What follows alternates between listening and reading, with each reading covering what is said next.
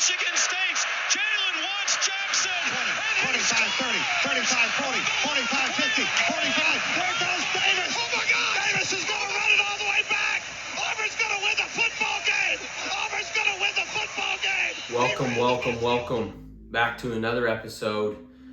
One of the last few episodes of the regular season here, guys. It's getting to that time of the year where there's about to be no college football for quite some time. It's about to be a sad time in the country, but we are not there yet. So we still have the show, and we're going to have it in the off season. We're going to do some things that I think are going to be pretty good.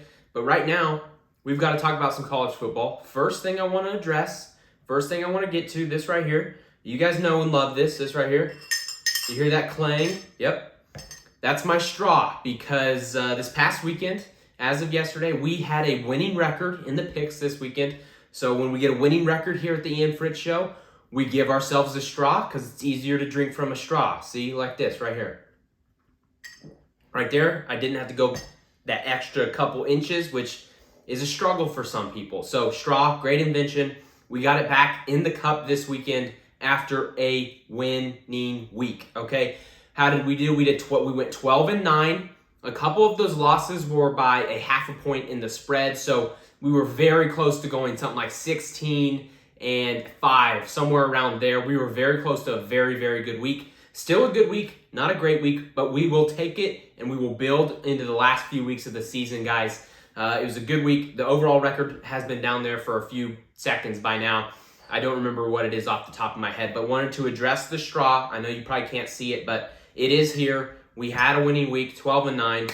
Let's go. Let's move forward. I've got a lot to talk about today. We'll see if we can get through it all. We can, obviously. The first thing I want to address, guys, there's a crisis in college football. There is a crisis in college football, okay? If you follow me on Twitter, you have seen a post I have made, and it addressed this crisis that I speak of.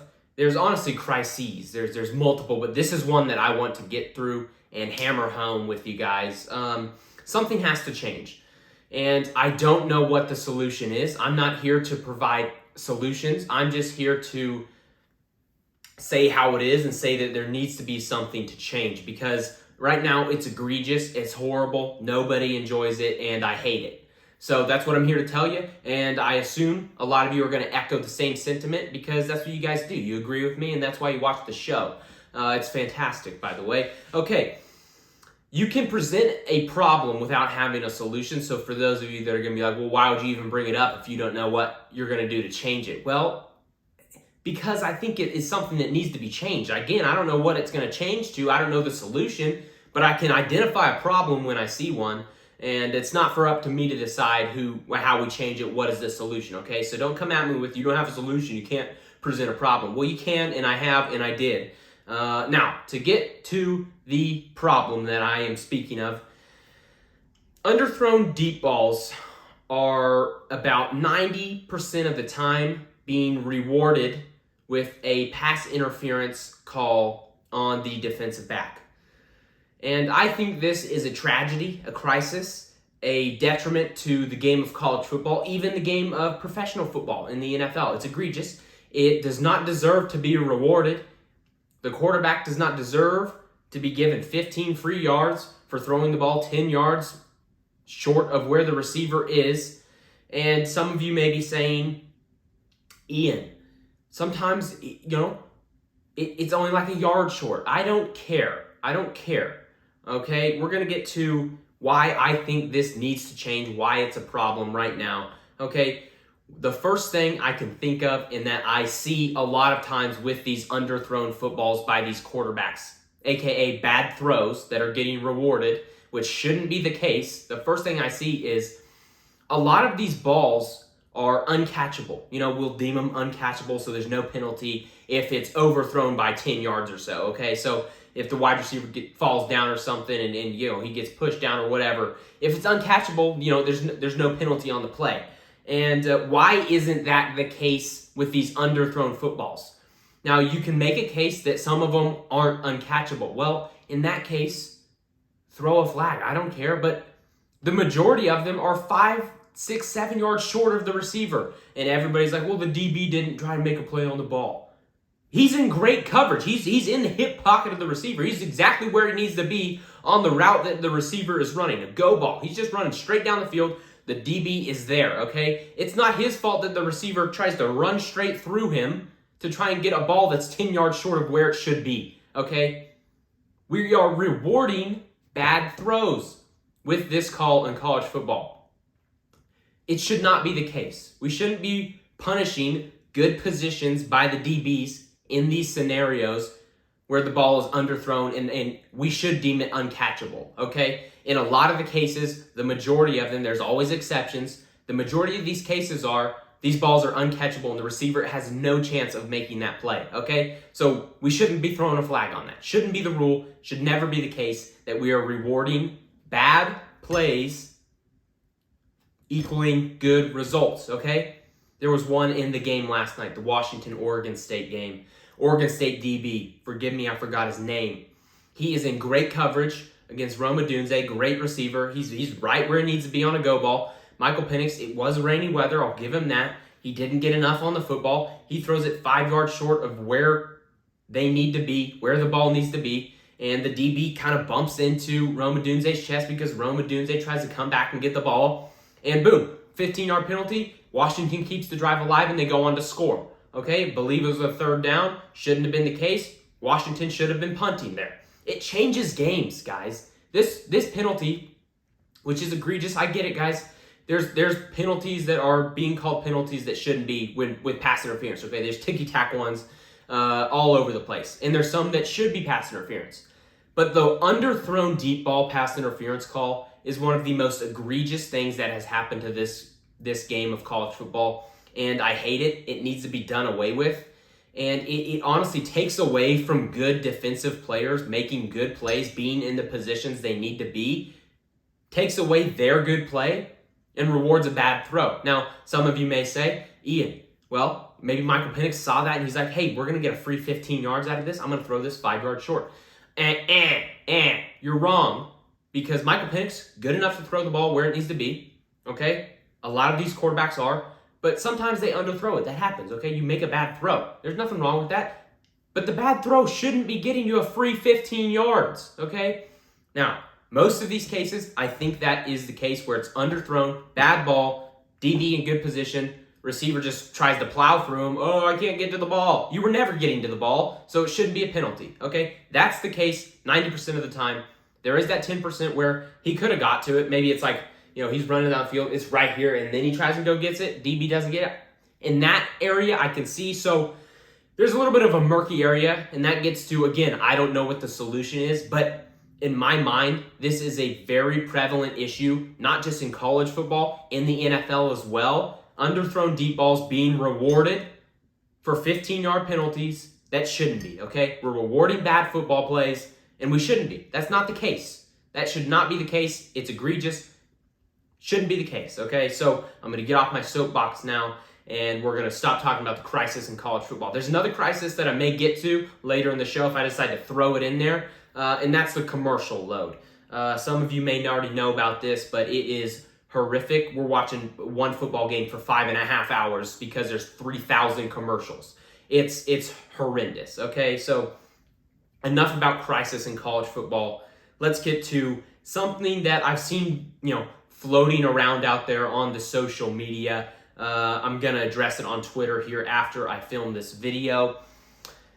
A lot of people are saying, you know what, I'm going to take a sip from my straw because I deserve a sip from the straw after my picks this weekend. Haven't used a straw in a while. I struggled there. No big deal. Okay, something I've seen floated around on social media lately has been this notion that this year has been a disappointing football season. We haven't had all of the excitement that these past few years have brought us. There hasn't been an upset Saturday where 4 or 5 top 10 teams lose in the same weekend. We're not getting a lot of really good games that come down to the wire. It's just not been a great football season. It's been pretty disappointing.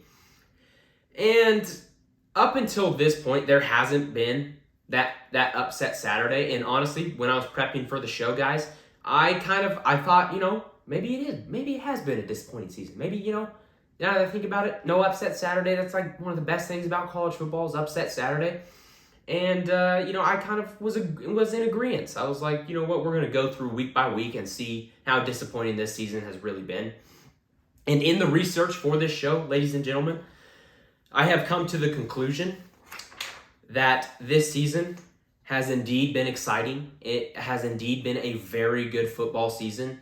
And we're going to go through week by week why that's the case and why we do not always need an upset Saturday to have a great college football season. And this year is the perfect example of that, okay? Here we go. Week by week, let's get it right here. Week 1, the Colorado Buffaloes. They go in to Fort Worth, Texas, and beat the TCU Horny Frogs, okay? Now, looking back on it, TCU's not that good. Colorado's also not that good. But that was a fun game to watch. That was an exciting game to start the college football season, and you can't deny that. Also that week, Duke blows out Clemson in game 1 of their seasons, okay? Nobody saw this coming. And Duke turns out to be a pretty solid football team. Clemson, not as good as we thought. So maybe you could say, well, it doesn't really matter anymore. But in the moment, that was a fun game to happen. Fun game to kick the season off right there. Those are 2 good football games.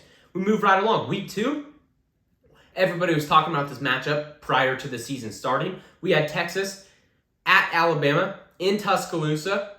Quinn Ewers, what's he going to do down there? What's it going to look like? Can Texas beat Alabama in Tuscaloosa? A lot of people didn't think so, me included. What'd they go down there and do? They went down there and upset Alabama in Tuscaloosa. Now, some of you may say, well, it's not really an upset, Ian. It was only a 7-point spread. And, it was only a 7-point spread. However, they won by 10. So, we're going to call it an upset because that's what happened. The team that was favored to win lost, upset. That's what I like to call an upset. Okay, so Texas upsets Alabama in Tuscaloosa. We're off to a hot start 2 weeks into the season. It just gets better right here. Week 3, Missouri and Kansas State. Missouri knocks off, I believe, number 16, 17 Kansas State at the time with a 62-yard field goal to win the game as time expires.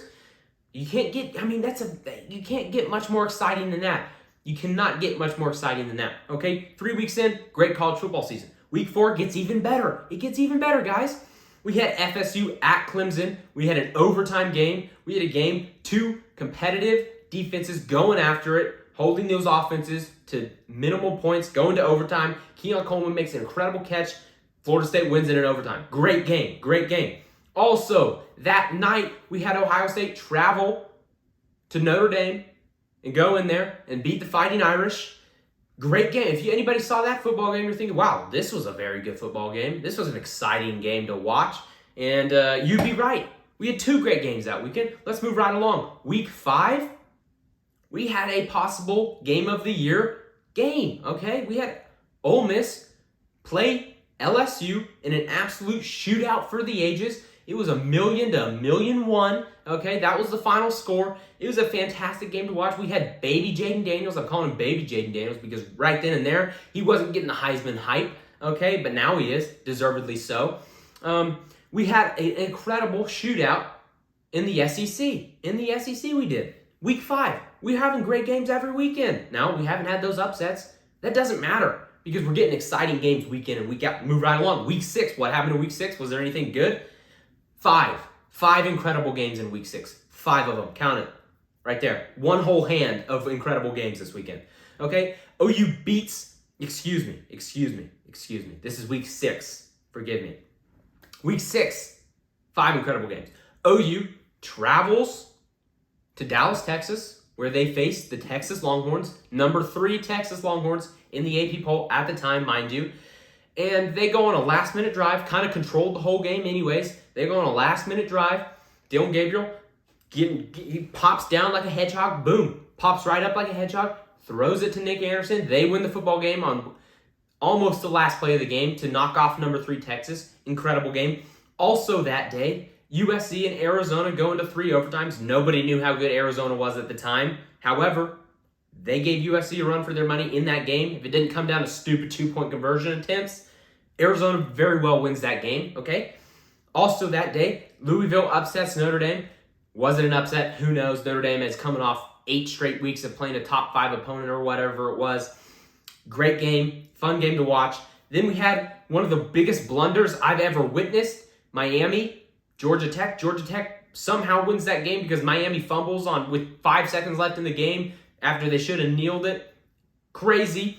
Also that day, LSU beats Missouri in another shootout, okay? In another shootout, LSU beats Missouri. 5 games that day that were absolutely fantastic, okay? Week 7, we had the game of the year. We had the game of the year in week 7 of college football. Washington versus Oregon. Enough said, everybody, when I say that, just go watch the game again. Just go watch the game again. I don't care. Washington, Oregon, go watch it again. Week 8, Utah, USC. Fantastic game, entertaining from start to finish, winning on a game-winning field goal of the Utah Utes. Week 9, we had Kansas upset OU. A lot of people said it was coming. Some people didn't. I wasn't one of them, but they did. They upset OU.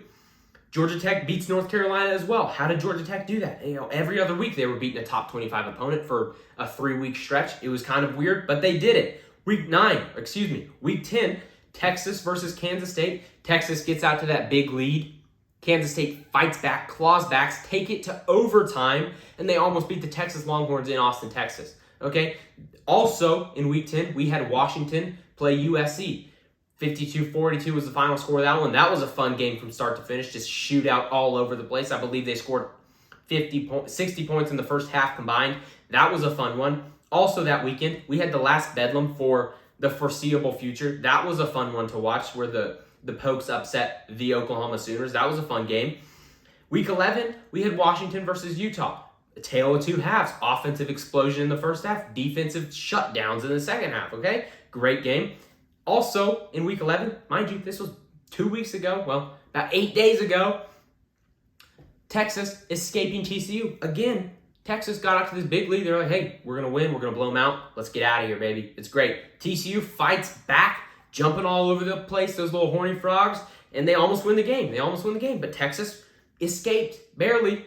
Exciting games coming down to the finish week in and week out every single week. Last night, we had a bunch of games that were really fun to watch this weekend. Washington, Oregon State, that game came down to the wire. In Washington, I may have been wrong about the Washington Huskies. They are finding ways to win. I said, at some point, it's going to bite you. It's going to get you. At some point, trying to claw out these games, you're going to get bit, okay? Washington hasn't happened yet. Does it happen next weekend? I don't know. But that was an exciting game to watch. Missouri, Florida, that one came down to the wire. Missouri, 4th and 17 or 18 from their own 30-yard line. Boom, rifles it over the middle. Gets the first down. They kick the game-winning field goal as time expires. That's exciting. Louisville, Miami came down to a failed Hail Mary attempt. OU versus BYU. We had a 100-yard pick six in that one, and then OU kind of put it away. That was a fun game. Look, the point is, there hasn't been an upset Saturday, but just because there hasn't been an upset Saturday doesn't mean that automatically we have a disappointing college football season. Okay, I just listed off 35 games, 35 very exciting football games from this college football season where week in and week out, we have a handful of games that are captivating our attention and just making us go, wow, college football. Can we appreciate that in the moment, guys? Can we just appreciate what we've watched up until this point in the season? Now, I'm just like you. I want an upset Saturday, but even if we don't get it, we can be thankful for what we've watched this year. The good games that we've gotten to witness this year, we can be thankful for that. We can and we should. Now, another thing that's been awesome, there's five undefeated teams left in the season. Right here. Left in college football right now. We got 5 of them with 1 week left. Now, 2 of them play each other, but that's the most ever. With 1 week left in the season, that's the most ever.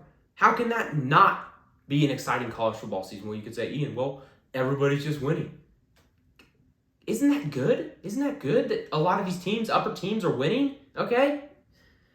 Now, I still think there's going to be an upset Saturday. Maybe it's conference championship week. Maybe it's rivalry weekend here in 5-6 days from now. I don't know when it is, but it's going to happen, and I firmly believe it's going to happen. But up until now, we've got to rule out that this has been a disappointing college football season, okay? Every week, there's been 5 or 6 games that have been super exciting, coming down to the wire. and we can't rule this a disappointing season. We've enjoyed a lot of good college football this year, and it's been fun to watch, except for those egregious, underthrown penalty flags that need to be done away with in this game, okay? Now, third and final thing that I have for the show today is I'm going to predict the college football playoff rankings for Tuesday night. This will be out before then, so make sure you watch this to get the inside scoop. Okay, so here we go. I'm only going to do the top 20 because I don't really care about those teams outside the top 20. Oh, man, straws are revolutionary, ladies and gentlemen. Okay, at number 20, we're going to have the Oklahoma State Cowboys at number 20 for this prediction college football playoff ranking. Now, some of you may say, Ian, they don't deserve that. And I agree with you. I don't think they should be number 20, but we're going to have them there because I think that's where the CFP committee will have them. Right in front of them, we're going to have the Kansas State Wildcats at number 19. Then we're going to go Notre Dame Fighting Irish, the Oregon State Beavers. Look, honestly, I think they may not drop the Beavers this far. This will be 6-7 spots in the rankings. They put up a good fight against Washington. It was at home in the rain, but it was a good fight. They're still a very good football team. I think the team that's going to be in front of them is a team that beat them, is the Arizona Wildcats.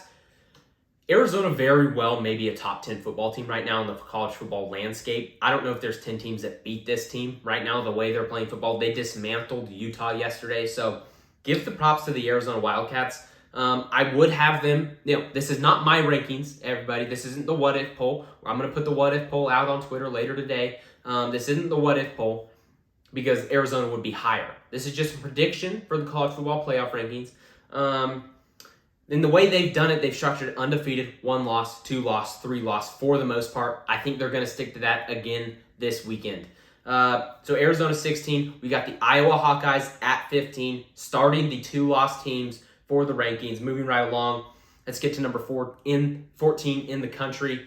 We've got the LSU Tigers, okay? And I know I just said they've kind of done 2 loss, 3 loss. Well, I don't think they're going to put Iowa above LSU for barely escaping Illinois. That's been kind of the one exception, was Iowa behind the other 2-loss teams, rightfully so. So we're going to have LSU at number 14 in the prediction. I believe that's where they're going to be. Then we go OU, Ole Miss, Penn State, and Louisville. That's 10 through 14 right there.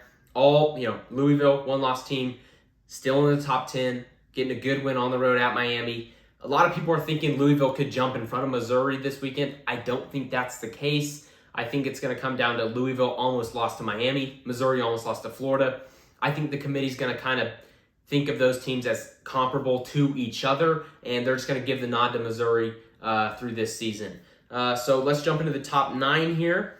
We got Missouri at number 9 still, Alabama 8, Texas 7, Oregon 6, and with the first change on the board, I think Florida State drops down to number 5, not based on how they played or anything, not based on a Jordan Travis injury.